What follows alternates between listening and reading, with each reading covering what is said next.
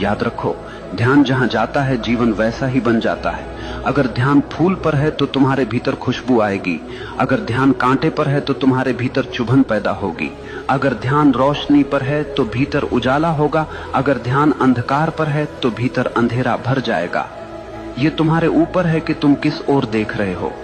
जरा एक उदाहरण सोचो। दो आदमी बाजार से गुजर रहे हैं। एक की नजर सड़क पर गिरे कूड़े पर है। वो कहता है, देखो कैसी गंदी सड़क है, कितना बदबूदार शहर है। दूसरे की नजर सड़क के किनारे खिले फूल पर है। वो कहता है, वाह कितनी सुंदर खुशबू है, कितनी प्यारी धूप है।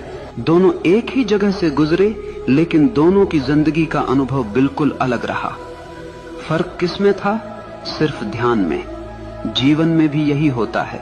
तुम्हारे चारों तरफ अच्छाई भी है, बुराई भी है, रोशनी भी है, अंधेरा भी है, प्यार भी है, नफरत भी।